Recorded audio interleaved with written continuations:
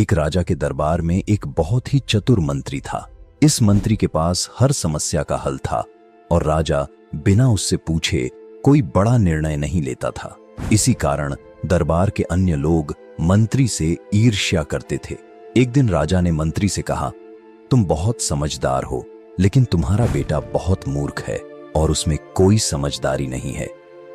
मंत्री को यह सुनकर अच्छा नहीं लगा और उसने पूछा, महाराज, आप ऐसा क्यों कह रहे हैं? आपको क्यों लगता है कि मेरा बेटा मूर्ख है? राजा ने कहा, हर सुबह जब मैं जनता से मिलने जाता हूं, तब तुम्हारा बेटा वहां मौजूद होता है।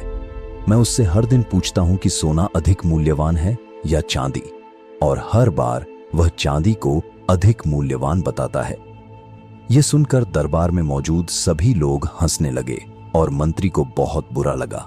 बिना कुछ कहे वह सीधा अपने घर गया और अपने बेटे से पूछा, बेटा बताओ, कौन सा धातु अधिक मूल्यवान है, सोना या चांदी? बेटे ने तुरंत उत्तर दिया, पिताजी, सोना। मंत्री ने फिर पूछा, यदि तुम्हें पता है कि सोना अधिक मूल्यवान है, तो तुम हर दिन राजा को गलत उत्तर क्यों देते हो और चांदी को अधिक मूल्यवान क्यों बताते हो? बेटे ने उत्तर दिया, पिताजी, हर सुबह राजा बाजार में जनता से मिलने आते हैं। वह मुझे बुलाते हैं, मेरे सामने 2 सिक्के रखते हैं, एक सोने का और एक चांदी का, और कहते हैं, सबसे मूल्यवान सिक्का उठाओ। मैं चांदी का सिक्का उठा लेता हूं और राजा हंसते हुए चले जाते हैं। मंत्री ने गंभीर होकर पूछा, तुम हर दिन चांदी का सिक्का क्यों उठाते हो?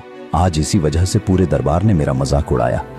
बेटे ने अपने पिता को अपने कमरे में ले जाकर एक संदूक खोला जो चांदी के सिक्कों से भरा था।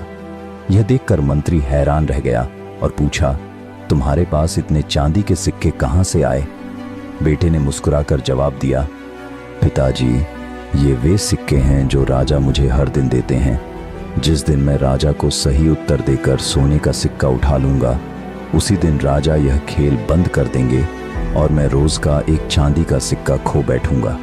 राजा को मजा आता है जब मैं चांदी का सिक्का उठाकर उसे सोने से अधिक मूल्यवान बताता हूं। इसीलिए मैं बिना ज्यादा सोचे हर दिन चांदी का सिक्का ले लेता हूं और रोज कुछ कमाने का यह अवसर नहीं छोड़ता।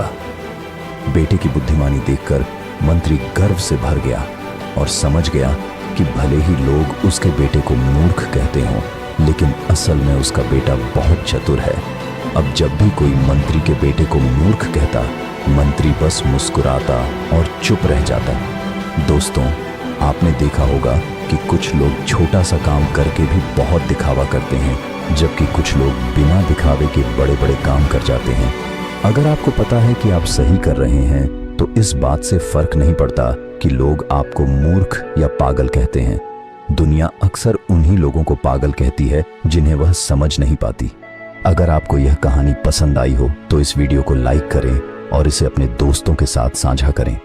मैं अगली बार एक और ऐसी ही कहानी लेकर आऊंगा। तब तक धैर्य रखें, आभारी रहें और जीवन में आगे बढ़ते रहें।